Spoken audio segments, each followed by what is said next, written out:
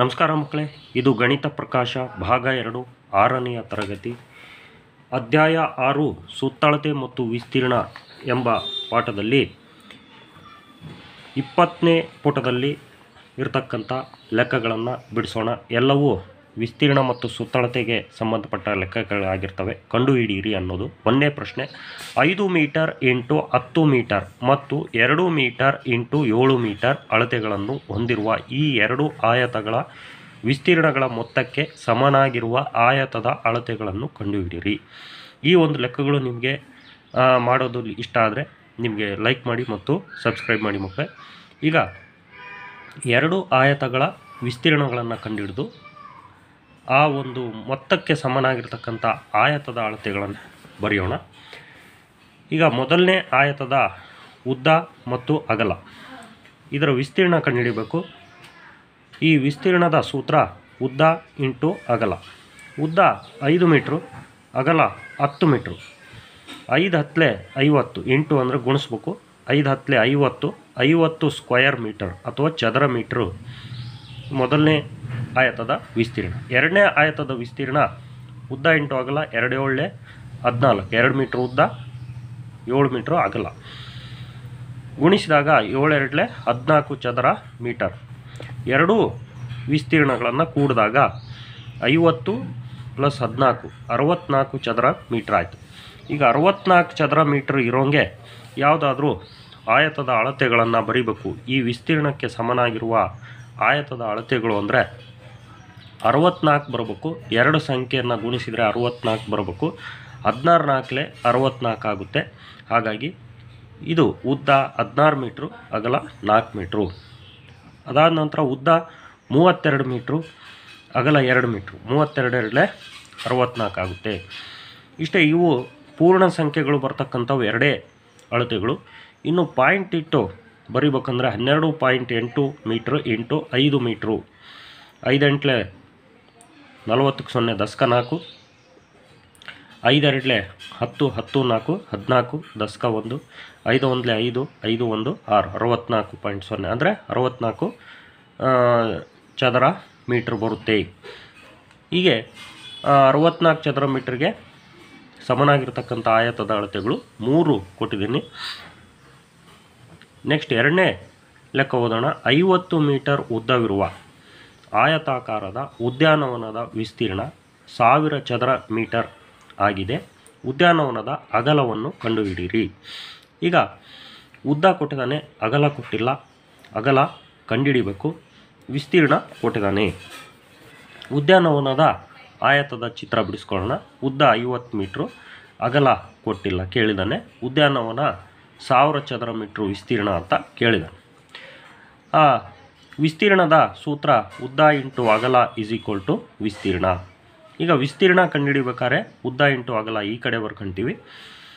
ವಿಸ್ತೀರ್ಣ ಕೊಟ್ಟಿರ್ಬೇಕಾದ್ರೆ ಅಥವಾ ಉದ್ದ ಕಂಡುಹಿಡಬೇಕು ಅಥವಾ ಅಗಲ ಕಂಡುಹಿಡಬೇಕಂದ್ರೆ ಈ ರೀತಿ ಉಲ್ಟಾ ಬರ್ಕೊಂತೀವಿ. ಯಾವ ರೀತಿ ಬರ್ಕೊಂಡ್ರೂ ಕರೆಕ್ಟೇ ಅದು. ಉದ್ದ ಇಂಟು ಅಗಲ. ಉದ್ದ 50 ಮೀಟ್ರು ಉದ್ದ ಬದಲಿಗೆ ಇಂಟು ಅಗಲ ಕೊಟ್ಟಿಲ್ಲ, ಅಗಲ ಹಂಗೆ ಬರ್ಕೊಂಡ್ವಿ = ವಿಸ್ತೀರ್ಣ 1000. ಅಗಲ ಹಂಗೆ ಬರ್ಕೊಂಡು ಅಗಲ ಕಂಡುಹಿಡಿಬೇಕಲ್ಲ, ಅದನ್ನ ಇಲ್ಲೇ ಇಟ್ಕೊಳ್ತೀವಿ. 50ನ್ನು ನಾವು ಬಲಭಾಗಕ್ಕೆ ವರ್ಗಾಯಿಸಿದರೆ ಇಲ್ಲಿ ಗುಣಾಕಾರದಲ್ಲಿದೆ, ಈ ಕಡೆ ಬಂದರೆ ಭಾಗಾಕಾರ ಆಗುತ್ತೆ. ಭಾಗಾಕಾರ ಅಂದರೆ ಛೇದದಲ್ಲಿ ಹೋಗುತ್ತೆ. ಈಗ 0 ಹೋಯ್ತು. 5 1 5, 5 2 10, 5 0 0. ಎಷ್ಟಾಯಿತು? 20. ಅಗಲ ಎಷ್ಟು ಮೀಟ್ರು? 20 ಮೀಟ್ರು. 20 1 50 ಗುಣಿಸಿದರೆ 1000 ಚದರ ಮೀಟ್ರು ಬರುತ್ತೆ. ಈಗ ಮೂರನೇ ಪ್ರಶ್ನೆಗೆ ಹೋಗೋಣ. ಒಂದು ಕೋಣೆಯ ನೆಲದ ಉದ್ದ 5 ಮೀಟ್ರು ಮತ್ತು ಅಗಲ 4 ಮೀಟ್ರ್ ಇದೆ. ನೆಲದ ಮೇಲೆ ಬಾಹುಗಳ ಉದ್ದ 3 ಮೀಟರ್ ಇರುವ ಒಂದು ಚೌಕಾಕಾರದ ಕಾರ್ಪೆಟ್ ಹಾಕಿದೆ. ಕಾರ್ಪೆಟ್ ಹಾಕದಿರುವ ನೆಲದ ಭಾಗದ ವಿಸ್ತೀರ್ಣವನ್ನು ಕಂಡುಹಿಡಿಯಿರಿ. ಇಂಥ ಪ್ರಶ್ನೆಗಳು ಕೊಟ್ಟಾಗ ನಾವು ಮೊದಲೇ ಚಿತ್ರ ಹಾಕೋದು ಕಲಿಬೇಕು. ಆಯತದ ಚಿತ್ರ ನಿಮಗೆಲ್ಲ ಗೊತ್ತಿದೆ. ಇದು ಕೋಣೆಯ ನೆಲ. ಇದು ಉದ್ದ 5 ಮೀಟ್ರ್ ಇದೆ, ಅಗಲ 4 ಮೀಟ್ರ್ ಇದೆ. ಇದರಲ್ಲಿ ಒಂದು ಕಾರ್ಪೆಟ್ ಹಾಸಿದ್ದಾರೆ, ಚೌಕಾಕಾರದ ಕಾರ್ಪೆಟ್ಟು. 3 ಮೀಟ್ರ್ ಉದ್ದ, 3 ಮೀಟ್ರ್ ಉದ್ದ ಅಂದರೆ ಚೌಕಾಕಾರದ್ದು. ಈಗ ಮೊದಲೇ ಟೋಟಲ್ ಆಗಿ ಈ ಪೂರ್ತಿ ನೆಲದ ವಿಸ್ತೀರ್ಣವನ್ನು ಕಂಡುಹಿಡಿಯೋಣ. ಕೋಣೆಯ ನೆಲದ ವಿಸ್ತೀರ್ಣ ಉದ್ದ ಇಂಟು ಅಗಲ. ಉದ್ದ ಎಷ್ಟು? 5 4 5 4 20 ಚದರ ಸೆಂಟಿಮೀಟ್ರು ಕೋಣೆಯ ಪೂರ್ತಿ ನೆಲದ ವಿಸ್ತೀರ್ಣ.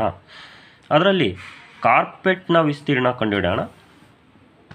ಕಾರ್ಪೆಟ್ನ ವಿಸ್ತೀರ್ಣ ಏನಪ್ಪ ಅಂದರೆ ಬಾಹು ಇಂಟು ಬಾಹು ಅಥವಾ ಉದ್ದ ಇಂಟು ಉದ್ದ ಅಂತ ಬರಿಬೋದು. ಉದ್ದ ಎರಡೂ ಉದ್ದಗಳು ಒಂದೇ ಆಗಿರೋದ್ರಿಂದ 3 3 9 ಮೀಟ್ರು, 9 ಚದರ ಮೀಟ್ರು, 9 ಚದರ ಮೀಟ್ರ್ ಈ ಚೌಕಾಕಾರದ ಕಾರ್ಪೆಟ್ನ ವಿಸ್ತೀರ್ಣ. ಈಗ ಕಾರ್ಪೆಟ್ ಹಾಕದಿರುವ ನೆಲದ ಭಾಗದ ವಿಸ್ತೀರ್ಣ. ಈ ಕಾರ್ಪೆಟ್ ಇಷ್ಟು ಇದೆ ಅಂದರೆ 9 ಚದರ ಮೀಟ್ರ್ ಇದೆ. ಈಗ 20 ಚದರ ಮೀಟ್ರ್ ಟೋಟಲ್ನಾಗೆ ಕಾರ್ಪೆಟ್ನ ವಿಸ್ತೀರ್ಣ 9 ಮೀಟ್ರನ್ನ ಕಳಿಬೇಕು. ಕಾರ್ಪೆಟ್ ಹಾಕದಿರುವ ನೆಲದ ಭಾಗದ ವಿಸ್ತೀರ್ಣ 20 ಚದರ ಮೀಟ್ರ್ನಲ್ಲಿ 9 ಚದರ ಮೀಟ್ರ್ ಕಳೆದ್ರೆ 11 ಚದರ ಮೀಟ್ರು ಉಳಿತತೆ. ಕಾರ್ಪೆಟ್ ಹಾಕದಿರುವ ನೆಲದ ಭಾಗದ ವಿಸ್ತೀರ್ಣ ಎಷ್ಟು? 11 ಚದರ ಮೀಟರ್. ನೆಕ್ಸ್ಟ್ 4ನೇ ಪ್ರಶ್ನೆ. 15 ಮೀಟ್ರ್ ಉದ್ದ ಮತ್ತು 12 ಮೀಟರ್ ಅಗಲವಿರುವ ಉದ್ಯಾನವನದ 4 ಮೂಲೆಗಳಲ್ಲಿ 2 ಮೀಟರ್ ಉದ್ದ ಮತ್ತು 1 ಮೀಟರ್ ಅಗಲವಿರುವ ಬದಿಗಳನ್ನು ಹೊಂದಿರುವ 4 ಹೂವಿನ ಹಾಸುಗಳನ್ನು ಹಾಕಲಾಗಿದೆ. ಹುಲ್ಲು ಹಾಸನ್ನು ಹಾಕಲು ಈಗ ಎಷ್ಟು ಪ್ರದೇಶ ಲಭ್ಯವಿದೆ? ಈಗ ಉದ್ಯಾನವನದ ಉದ್ದ ಮತ್ತು ಅಗಲ ಬೇರೆ ಐತಂದರೆ ಅದು ಆಯತಾಕಾರ ಹಾಕ್ಕೊಳ್ಳೋಣ. ಇದರಲ್ಲಿ 15 ಮೀಟ್ರ್ ಉದ್ದ ಇದೆ, 12 ಮೀಟ್ರ್ ಅಗಲ ಇದು ಉದ್ಯಾನವನ ಇದೆ. ಇದರಲ್ಲಿ 4 ಮೂಲೆಗಳಲ್ಲಿ ಆಯತಾಕಾರದ ಹೂವಿನ ಹಾಸುಗಳು ಅಂದರೆ ಹೂವು ಬೆಳೆಸಿದ್ದಾರೆ. ಇಲ್ಲಿ ಹೂವು ಬೆಳೆಸಿದ್ದಾರೆ, ಇಲ್ಲೂ ಹೂವು ಬೆಳೆಸಿದ್ದಾರೆ, ಇಲ್ಲೂ ಹೂವು ಇವೆಲ್ಲವೂ ಒಂದೇ ಅಳತೆವಿದ್ದಾವೆ. ಉದ್ದ 2 ಮೀಟ್ರು, ಅಗಲ 1 ಮೀಟ್ರು. ಈಗ ಇವನ್ನೆಲ್ಲ 4 ಸೇರಿಸಿ ಕಳೆದುಬಿಟ್ರೆ ನಮಗೆ ಉಳಿದಿದ್ದು ಜಾಗ ಸಿಗುತ್ತೆ. ಈಗ ಮೊದಲಿಗೆ ಟೋಟಲ್ ಕಂಡುಹಿಡಿಯೋಣ. ಉದ್ಯಾನವನದ ಒಟ್ಟು ವಿಸ್ತೀರ್ಣ ಕಂಡುಹಿಡಿಯೋಣ. ಉದ್ದ ಇಂಟು ಅಗಲ. ಭಾಳ ಸುಲಭ ಆಯತದ ವಿಸ್ತೀರ್ಣ ಕಂಡುಹಿಡಿಯೋದು ಮತ್ತು ಚೌಕದ ವಿಸ್ತೀರ್ಣ ಕಂಡುಹಿಡಿಯೋದು. ಉದ್ದ ಇಂಟು ಅಗಲ. ಉದ್ದ 15 ಮೀಟ್ರು, ಅಗಲ 12 ಮೀಟ್ರು. ಗುಣಿಸಿದರೆ 12 5 60ಕ್ಕೆ 0, 10ಕ್ಕೆ 6, 12 1 12, 12 6 18, 180 ಚದರ ಮೀಟ್ರು ಒಟ್ಟು ವಿಸ್ತೀರ್ಣ. ಈಗ ಹೂವಿನ ಹಾಸಿನ ವಿಸ್ತೀರ್ಣ. ಒಂದು ಹೂವಿನ ಹಾಸಿನ ವಿಸ್ತೀರ್ಣ ಉದ್ದ ಇಂಟು ಅಗಲ ತಗೊಂಡ್ರೆ 2 ಇಂಟು 1, 2 1 2 ಚದರ ಮೀಟ್ರು ಒಂದು ಹೂವಿನ ಹಾಸಿನ. 4 ಹೂವಿನ ಹಾಸುಗಳ ವಿಸ್ತೀರ್ಣ 2 4 8 ಅಂದರೆ 1ಕ್ಕೆ 2 ಆದರೆ 4ಕ್ಕೆ ಅಂದರೆ 4ರಿಂದ ಗುಣಿಸ್ಬೇಕು. 4 2 8 ಚದರ ಮೀಟ್ರು. ಇವು 4 ಹೂವಿನ ಹಾಸಿನ ವಿಸ್ತೀರ್ಣಗಳು 8 ಚದರ ಮೀಟ್ರು. ಈಗ ಒಟ್ಟು ವಿಸ್ತೀರ್ಣದಲ್ಲಿ ಈ 4 ಹೂವಿನ ಹಾಸಿನ ವಿಸ್ತೀರ್ಣಗಳನ್ನು ಕಳಿಬೇಕು. ಹುಲ್ಲು ಹಾಸನ್ನು ಹಾಕಲು ಲಭ್ಯವಿರುವ ಪ್ರದೇಶ ಒಟ್ಟು ವಿಸ್ತೀರ್ಣ 180, ಅದ್ರಾಗ 8 ಕಳೆದ್ರೆ 172 ಚದರ ಮೀಟರ್. 5ನೇ ಪ್ರಶ್ನೆ. ಎ ಆಕೃತಿಯ ವಿಸ್ತೀರ್ಣ 18 ಚದರ ಮಾನಗಳು ಮತ್ತು ಬಿ ಆಕೃತಿಯ ವಿಸ್ತೀರ್ಣ 20 ಚದರ ಮಾನಗಳು ಆಗಿವೆ. ಬಿ ಆಕೃತಿಗಿಂತ ಎ ಆಕೃತಿಯ ಸುತ್ತಳತೆಯು ಹೆಚ್ಚು ಉದ್ದವಿದೆ. ನೀಡಿರುವ ನಿಬಂಧನೆಗಳನ್ನು ಪೂರೈಸುವ ಅಂತಹ 2 ಆಕೃತಿಗಳನ್ನು ರಚಿಸಿ. ಈಗ ನೋಡ್ರಿ, ಇದು ಎ ಆಕೃತಿ. ಎ ಆಕೃತಿಯಲ್ಲಿ ನಮಗೆ ಎಷ್ಟು ವಿಸ್ತೀರ್ಣ ಇರಬೇಕು? ಎ ಆಕೃತಿದ ವಿಸ್ತೀರ್ಣ 18 ಚದರ ಮೀಟ್ರ್ ಇರಬೇಕು. ಈಗ 9 2 ಉದ್ದ ಇಂಟು ಅಗಲ 9 2 18 ಚದರ ಮೀಟ್ರ್ ವಿಸ್ತೀರ್ಣ ಇದೆ. ಇದರ ಸುತ್ತಳತೆ 9 9 18 18 2 20 2 2 20 22 22 ಮೀಟ್ರ್ ಸುತ್ತಳತೆ ಆಯ್ತು.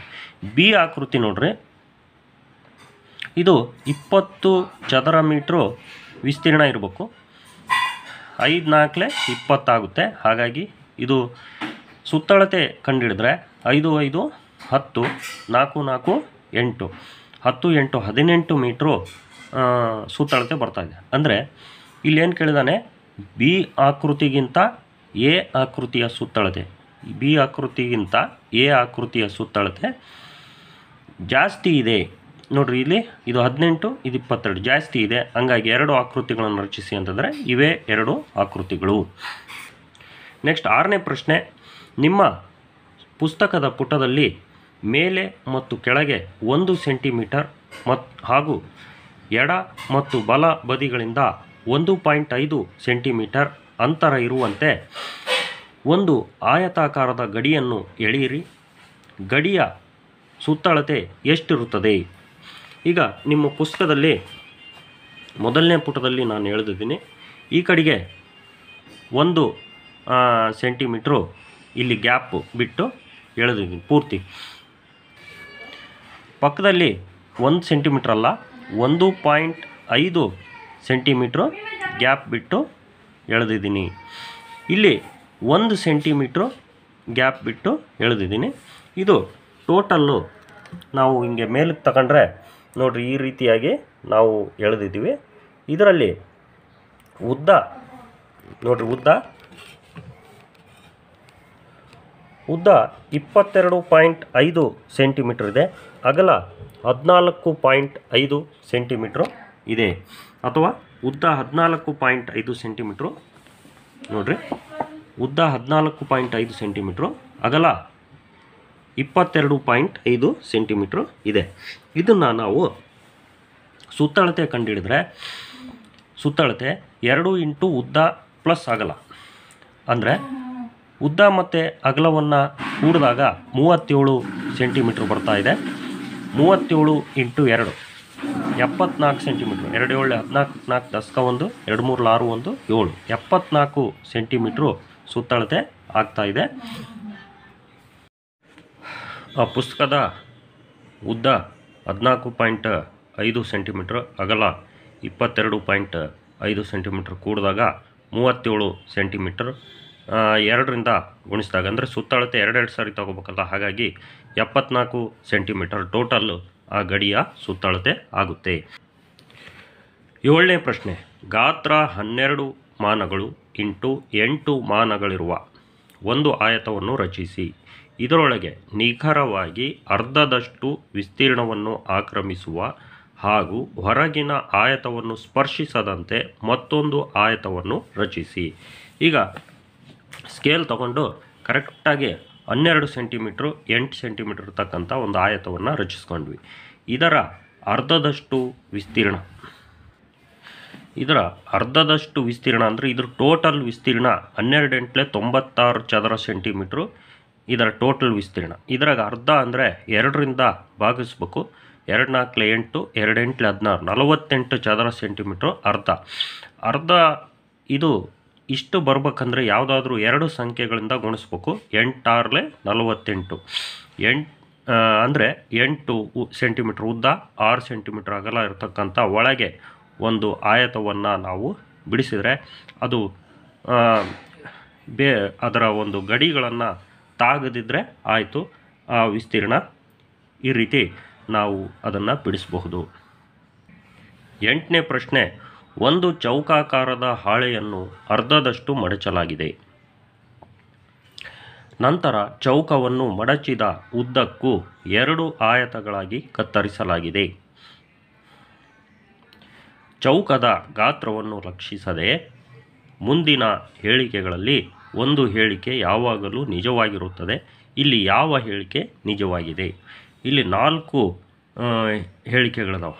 ಪ್ರತಿ ಆಯತದ ವಿಸ್ತೀರ್ಣವು ಚೌಕದ ವಿಸ್ತೀರ್ಣಕ್ಕಿಂತ ದೊಡ್ಡದಾಗಿರುತ್ತದೆ. ಇದು ತಪ್ಪು. ಯಾಕಂದರೆ ಒಂದು ಚೌಕದಲ್ಲಿ 2 ಭಾಗ ಮಾಡಿದ್ದೀವಂದರೆ ಯಾವಾಗಲೂ ಈ ಭಾಗಗಳು ಸಣ್ಣದಾಗಿರ್ತವೆ, ಹಾಗಾಗಿ ಇದು ತಪ್ಪು. ನೆಕ್ಸ್ಟ್ 2ನೇದು, ಚೌಕದ ಸುತ್ತಳತೆಯು 2 ಆಯತಗಳ ಸುತ್ತಳತೆಗಳ ಮೊತ್ತಕ್ಕಿಂತ ಹೆಚ್ಚಾಗಿರುತ್ತದೆ. ಇದು ಕೂಡ ತಪ್ಪು. ಯಾಕಂದರೆ ಚೌಕದ ಸುತ್ತಳತೆಯು ಈ 4 ಬಾಹುಗಳನ್ನು ಒಳಗೊಂಡಿರುತ್ತದೆ. ಆದರೆ ಇವೆರಡೂ ಆಯತಗಳ ಸುತ್ತಳತೆಗಳ ಮೊತ್ತ ಅಂದರೆ ಇದರೊಳಗೆ ಒಳಗಿರತಕ್ಕಂಥ ಒಂದು ಗೆರೆಯೂ ಕೂಡ 2 ಸತಿ ಬರುತ್ತೆ, ಹಾಗಾಗಿ ಜಾಸ್ತಿ ಆಗುತ್ತೆ. ಇದು ತಪ್ಪು. 3ನೇದು, 2 ಆಯತಗಳ ಸುತ್ತಳತೆಗಳ ಮೊತ್ತವು ಯಾವಾಗಲೂ ಚೌಕದ ಸುತ್ತಳತೆಯ 1/2 ಇದು ಸರಿ. ಯಾಕಂದರೆ ಇಲ್ಲಿ ನಾವು ಲೆಕ್ಕಾಚಾರ ಮಾಡಿದಾಗ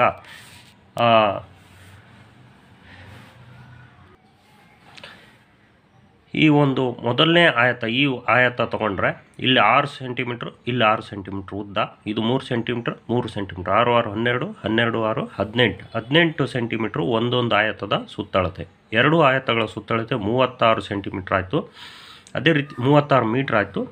ಅದೇ ರೀತಿ ಚೌಕದ ಸುತ್ತಳತೆ 6 6 6 6 6 4 24 ಸೆಂಟಿಮೀಟ್ರ್. 24ಕ್ಕೆ 12 ಸೇರಿಸಿದರೆ 36 ಆಗ್ತಾಯಿದೆ. ಅಂದರೆ 24ರ ಅರ್ಧ 12. ಇದು 24 1 12 ಅರ್ಧ 1/2 ಇದು ಜಾಸ್ತಿ ಇದೆ. ಹಾಗಾಗಿ ಸಿ ಹೇಳಿಕೆ ಸರಿಯಾಗಿದೆ. ನೆಕ್ಸ್ಟ್ ಡಿನೇ ಹೇಳಿಕೆ, ಚೌಕದ ವಿಸ್ತೀರ್ಣವು ಯಾವಾಗಲೂ 2 ಆಯತಗಳ ವಿಸ್ತೀರ್ಣಗಳ ಮೊತ್ತದ 3ರಷ್ಟು ದೊಡ್ಡದಾಗಿರುತ್ತದೆ. ಈ 2 ಆಯತಗಳ ವಿಸ್ತೀರ್ಣಗಳ ಮೊತ್ತದ 3ರಷ್ಟು ದೊಡ್ಡದಾಗಿರುತ್ತದೆ. ಇದು ತಪ್ಪು. ಯಾಕಂದರೆ ಚೌಕದ ವಿಸ್ತೀರ್ಣ ಎಷ್ಟಿರುತ್ತೋ 2 ಆಯತಗಳ ವಿಸ್ತೀರ್ಣ ಟೋಟಲ್ ಮಾಡಿದರೆ ಅಷ್ಟೇ ಇರುತ್ತೆ, 3ರಷ್ಟು ದೊಡ್ಡದಾಗಿರೋದಿಲ್ಲ. ಇಲ್ಲಿಗೆ ಕಂಡುಹಿಡಿಯಿರಿ ಲೆಕ್ಕಗಳು ಮುಗಿದು ಈ ಒಂದು ಪಾಠನೂ ಕೂಡ ಮುಗಿತು. ಮುಂದಿನ ವಿಡಿಯೋದಲ್ಲಿ ಮುಂದಿನ ಒಂದು ಪಾಠ ಭಿನ್ನರಾಶಿಗಳು ಮಾಡೋಣ ಮಕ್ಕಳೇ. ಯಾವ ರೀತಿ ನಿಮಗೆ ಅರ್ಥ ಆಗಿದೆ ಅನ್ನೋದನ್ನು ಕಾಮೆಂಟ್ ಮಾಡಿ ಮಕ್ಕಳೇ.